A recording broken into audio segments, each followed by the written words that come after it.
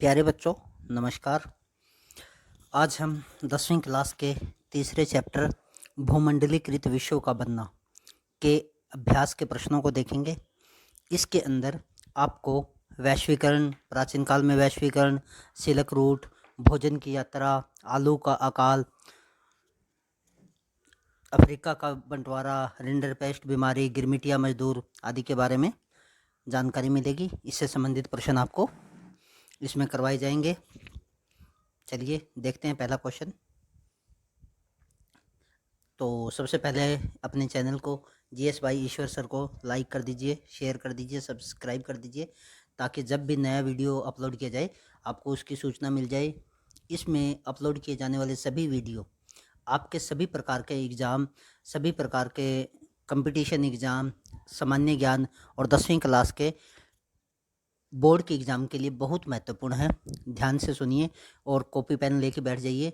जो भी प्रश्न आप लिखना चाहो वीडियो को पॉज करिए, आराम से लिखिए और उसके बाद में आगे चलिए। पहला प्रश्न देखते हैं, वैश्वीकरण किसे कहते हैं? उत्तर है, वैश्वीकरण ऐसी प्रक्रिया है जिसमें विश्व की अर्थव्यवस्थाएं एक दूसरे के घनिष्ठ संपर्क में आती हैं। दूसरे शब्दों में अक्षेत्रीय वस्तुओं के विश्व स्तर पर रूपांतरण को वैश्वीकरण कहा जाता है।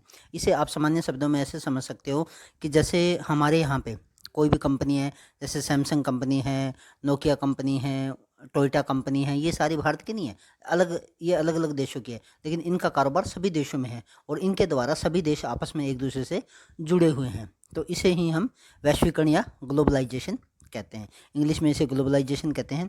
तो जैसे ये आप देख रहे हो विश्व का नक्शा है, इसके अंदर अलग अलग जिलेट है, कोका कोला है और माइक्रोसॉफ्ट है, नोकिया है, एचपी है। अगला प्रश्न, प्राचीन काल में वैश्वीकरण कैसे होता था? तो इसका उत्तर है, प्राचीन काल में जो यात्री हैं, पुजारी हैं, व्यापारी हैं, विद्यार्थी हैं और तीर्थयात्री ज्ञान प्राप्ति और आध्यात्मिक शांति के लिए एक स्थान से दूसरे स्थान पर जाते थे, जिससे वैश्वीकरण की प्रक्रिया होती थी। तो आप नीचे जो ये मानचित्र देख रहे हो, इसके अंदर ये आपको जो रेड कलर की लाइन दिख रही है, इस रेड कलर की लाइन के अंदर जो आपको रेड कलर की लाइन दिख रही है, ये रेड कलर की लाइन चाइना से लेकर, ये रेड कलर की लाइन आपको चाइना से लेकर, ये देखिए ये जो लाइन आपको दिख रही है, ये यहाँ से लेकर यहाँ तक फैली हुई थी और यहाँ पे ये आगे यूरोप तक गई हुई थी, यूरोप के अंदर इटली तक गई हुई थी। तो ये जो रेड कलर का है ये इटली है और यहाँ तक, यहाँ एशिया से लेकर भूमध्य सागर तक ये मार्ग फैला हुआ था और ये बीच में यहाँ से हमारे कलकत्ता के अंदर जुड़ा हुआ था। यहाँ पे ये जो हमारा आज का पाकिस्तान है, हमारा ही है, वो वहाँ तक भी ये इससे कनेक्टेड थे। चलिए आगे, सिल्क रूट क्या था? सिल्क कहते हैं रेशम को। एक शहतूत होता है, शहतूत का पौधा होता है, उस पौधे के ऊपर एक कीड़ा होता है और उस कीड़ा जब बच्चा पैदा करता है तो उसके चारों तरफ वो एक आवरण बनाता है और उसी से रेशम तैयार किया जाता है। रेशम सबसे पहले चीन वालों ने तैयार किया था और बताते हैं कि लगभग कई हजार सालों तक उन्होंने रेशम को, किसी को ज्ञान नहीं दिया कि रेशम कैसे बनाया जाता है। तो सिल्क रूट की बात करें, अब इसका नाम सिल्क रूट क्यों है वो भी बताएंगे।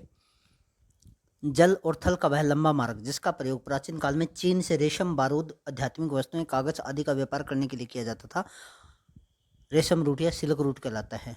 तो ये जो रूट था, जो एशिया महाद्वीप में चीन से शुरू होकर और इटली तक जाता था, इटली को उस समय रोम कहते थे, रोम तक जाता था और रोम से आगे फिर इटली से आगे भूमध्य सागर शुरू हो जाता था, तो वहाँ तक जाता था।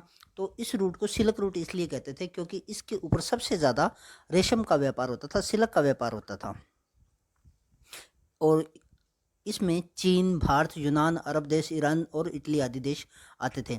यह रूट एशिया को भूमध्य सागर से जोड़ता था। यह रूट दूसरी सदी बीसी से लेकर 14वीं सदी तक चलन में रहा। तो इस एक प्रश्न में आपके कई प्रश्न आ सकते हैं, जैसे सिल्क रूट में कौन कौन से देश शामिल थे? चीन, भारत, यूनान, अरब देश, ईरान, इटली आदि। और यह रूट कब से कब तक प्रचलन में था?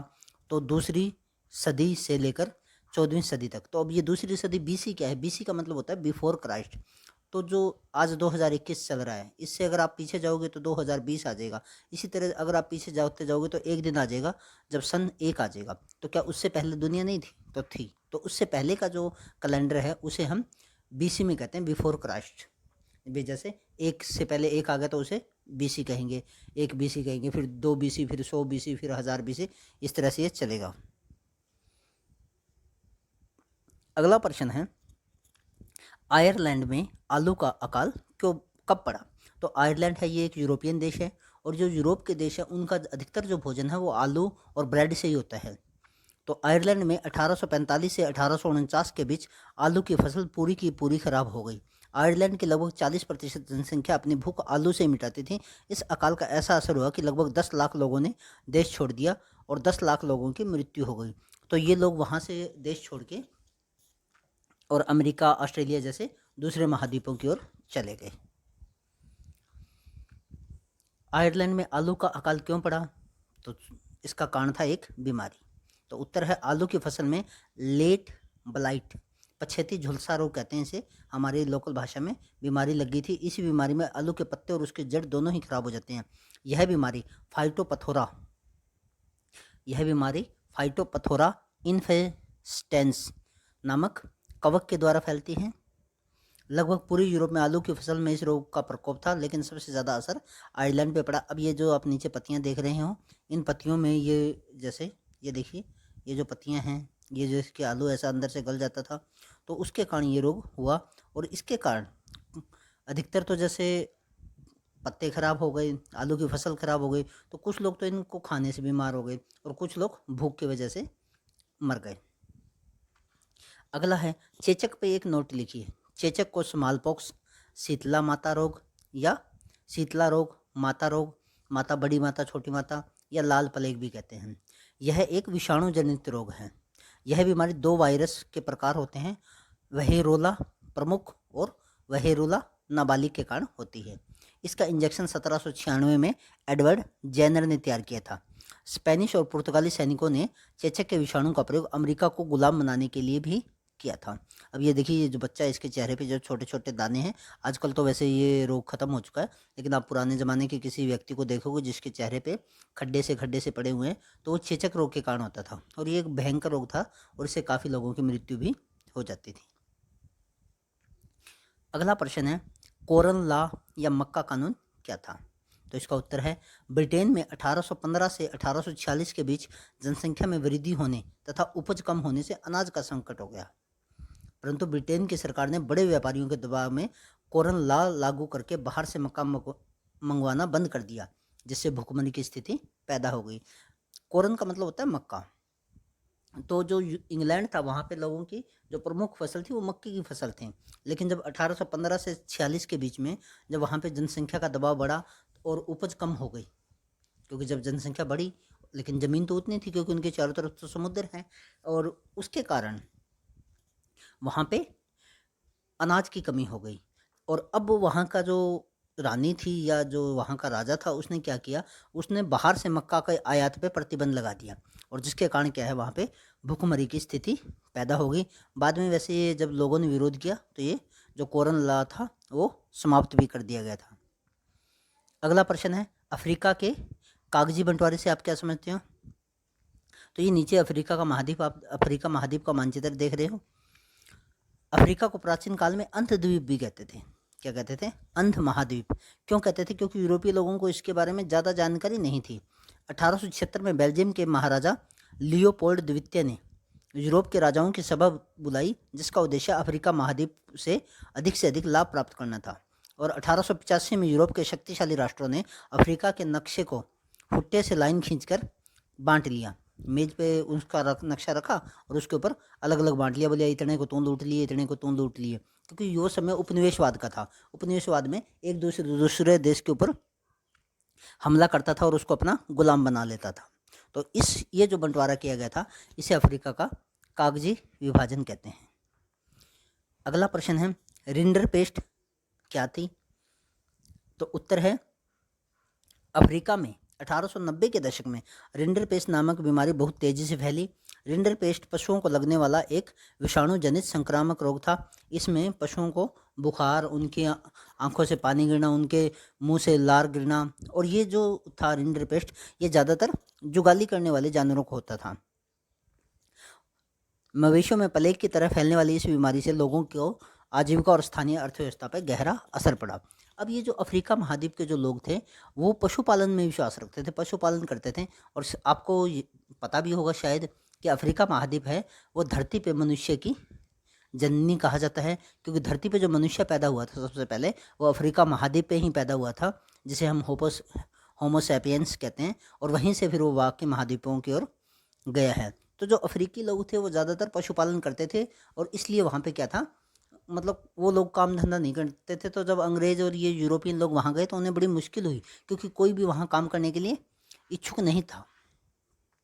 लेकिन जब ये रिंडरपेस्ट बीमारी फैली और इससे जब उनके बहुत सारे पशु मर गए तो इससे तंग होके उन्हें, इससे दुखी होके उन्हें फिर अंग्रेज़ों के पास कारखानों वगैरह में काम करना पड़ा। अगला प्रश्न है, गिरमिटिया मजदूर किसे कहते हैं?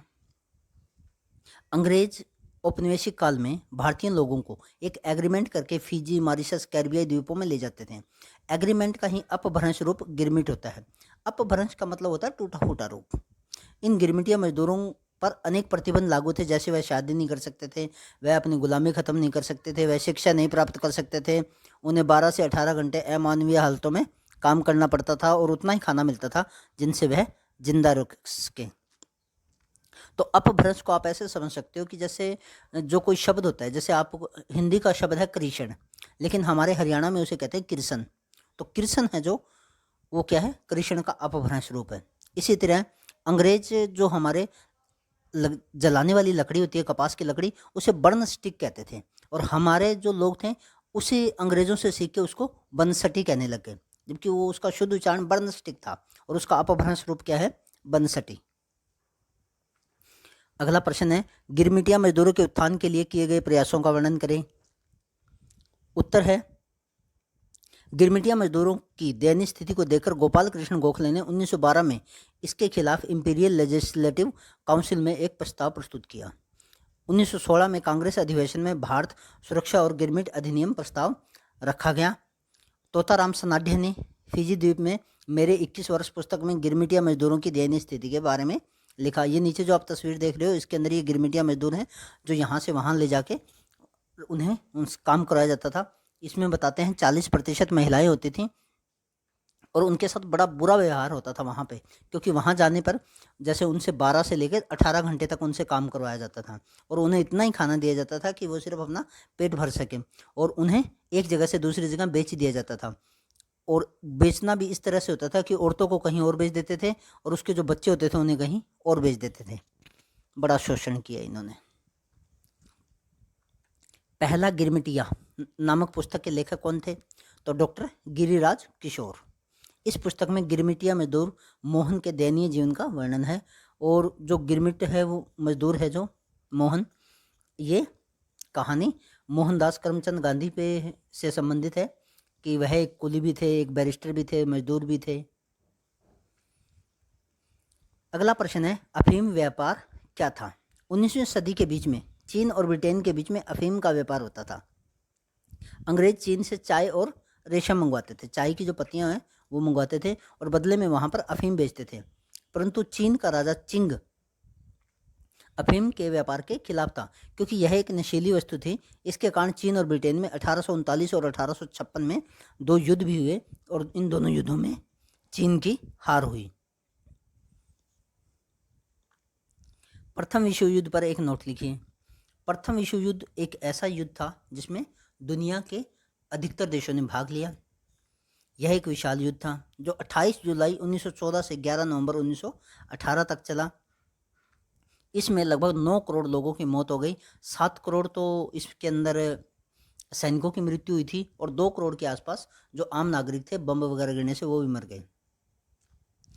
ऑस्ट्रिया के राजकुमार फर्डिनेंड की मृत्यु इस युद्ध का तत्कालिक कारण बनी। इस विश्व युद्ध में मित्र राष्ट्र इंग्लैंड, फ्रांस, रूस और धुरी राष्ट्र जर्मनी, ऑस्ट्रिया, तुर्की आदि प्रमुख भागीदार थे। बड़ा भयानक युद्ध था। आप ये देखिए 9 करोड़ लोग मर गए।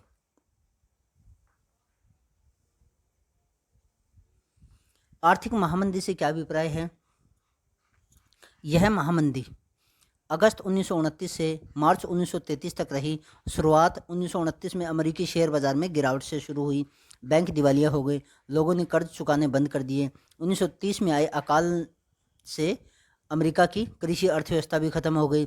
धीरे धीरे इस महामंदी ने, ये मंत्री नहीं है, मंदी आएगा यहाँ पे,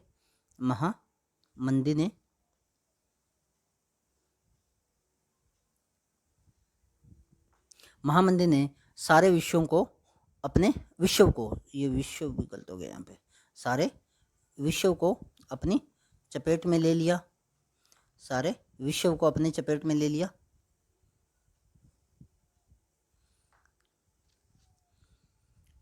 इसकी परिणति दूसरे विश्व युद्ध के रूप में हुई। धन्यवाद आप सभी का।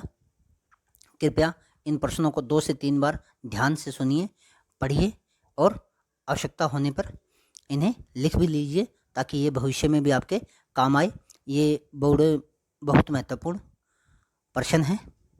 धन्यवाद और चैनल को सब्सक्राइब व लाइक करिए और अगर कोई कमी लगती है तो भी बताइए। धन्यवाद।